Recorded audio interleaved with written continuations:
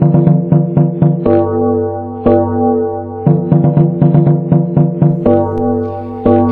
Assalamualaikum warahmatullahi wabarakatuh. Perkenalkan, saya Siti Zuhra dari Universitas Negeri Medan, Fakultas FMIPA, jurusan Pendidikan Fisika, Prodi Pendidikan Fisika C 2020. Nah, pada kesempatan kali ini, di video ini saya akan membuat video tutorial tentang apakah itu. Ini dia. Nah, tutorial saya hari ini yakni tentang pengolahan data untuk uji validasi ramalan dengan menggunakan aplikasi SPSS.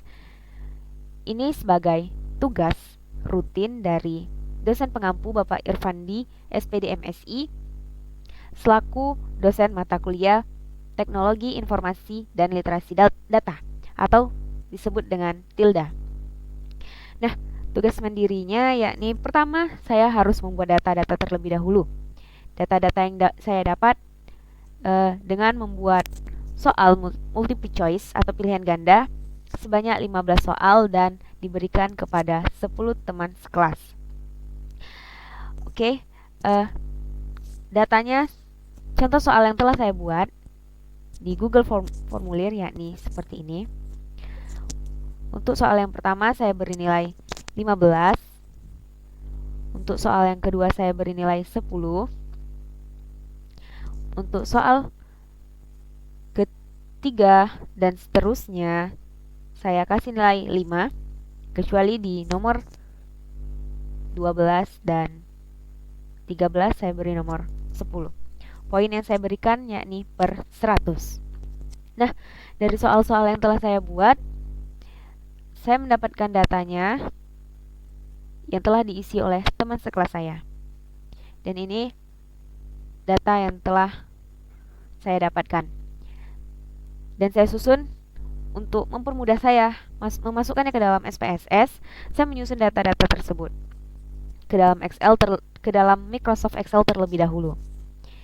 Dan ini adalah susunan dari data yang tadi.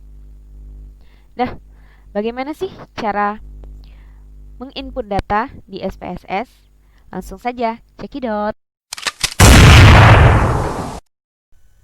Nah, ini adalah tampilan SPSS yang saya gunakan. Saya menggunakan SPSS 22 36 bit karena saya di sini pakai notebook, jadi saya pakai yang rendah. Nah, untuk menginput data di SPSS terlebih dahulu kita ke variable view. Di sini kita isi dengan inisial data dari yang telah kita kerjakan di Excel tadi. Jadi untuk mempermudah di sini saya beri inisialnya soal 1 sebagai X1 dan soal 2 X2, X3.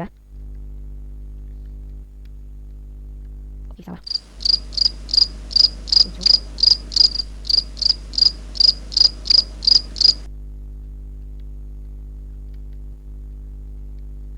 Kita buat X sampai X15 karena memang soalnya ada 15 soal multiple choice. Dan yang terakhir total nilainya kita beri inisial Y1. Oke, nah di sini langsung otomatis terisi yang lain-lainnya di SPSS. Ini ada tipe with white decimal. Nah, untuk desimal karena biar mempermudah saya menggantinya dengan tanpa desimal.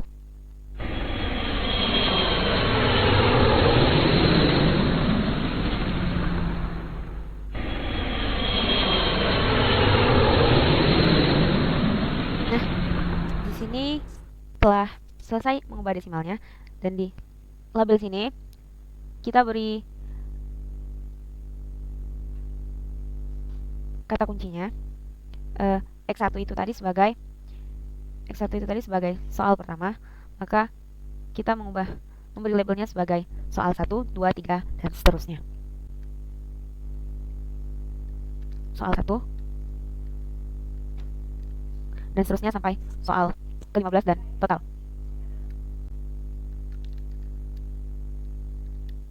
Nah, setelah selesai saya mengisi labelnya.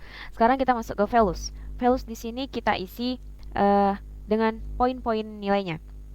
Di Excel kita dapatkan bahwa satu poin yang saya beri itu adalah 15, maka untuk values yang kita isi di SPSS, nilai 15 benar dan nilai 0 salah. Jadi kita value-nya itu yakni 15, labelnya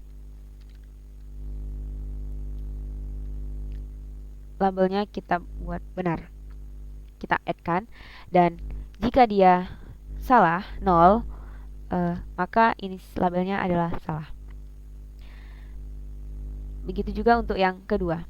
Karena kedua nilai satu soal itu saya beri 10, maka value-nya itu 10 dan labelnya itu sebagai benar dan nilainya 0, yakni salah. Begitu juga dengan seterusnya sesuai dengan nilai soal yang saya berikan.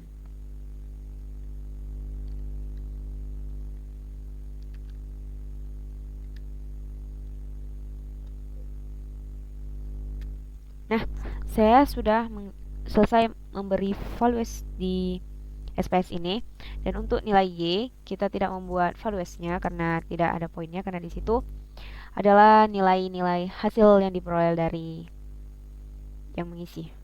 Maaf, di sini terlupa total.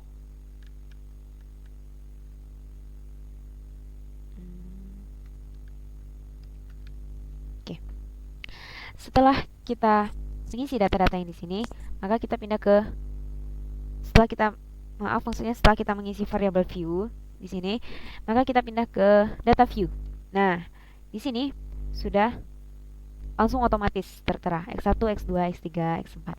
Jadi kita tinggal mengcopy data yang ada di Excel ini ke SPSS.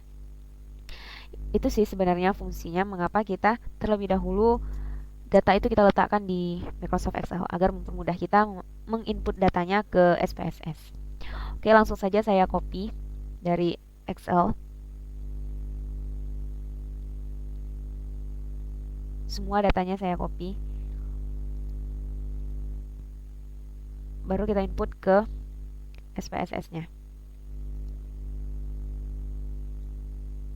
Nah, ya di sini yang tertera benar-benar salah sesuai dengan yang telah kita buat tadi di values ini.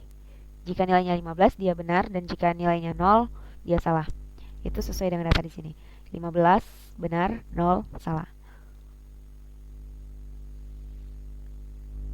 Nah, jadi tugas saya di sini adalah membuat uji validasi ramalan dengan menggunakan aplikasi SPSS.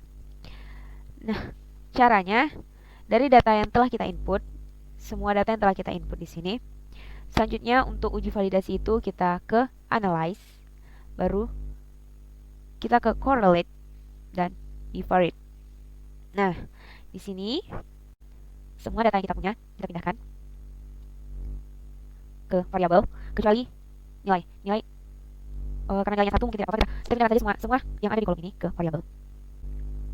Setelah semuanya dipindahkan, maka di sini correlation coefficients jangan lupa dicentang persennya. Test of significance kita pilih 2 tildes, dan untuk flag significant correlation jangan lupa dicentang. Baru kita klik OK.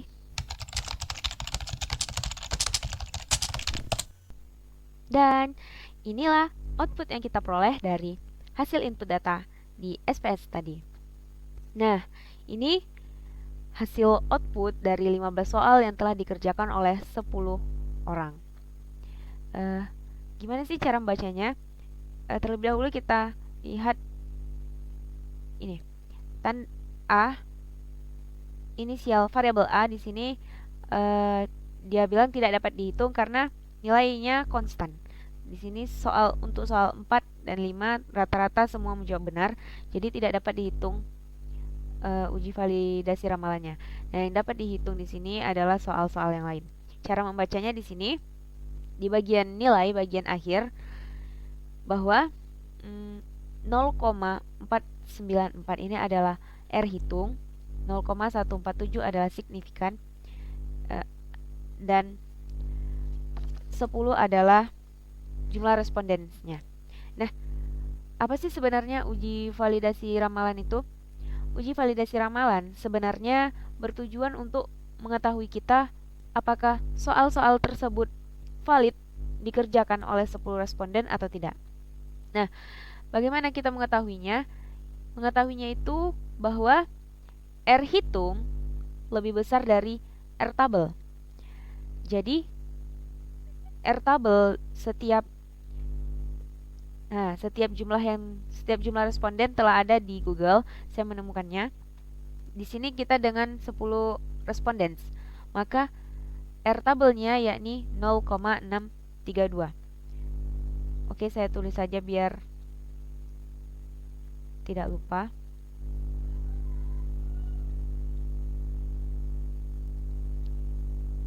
Nilai respondennya 0,632. Nilai R tabelnya adalah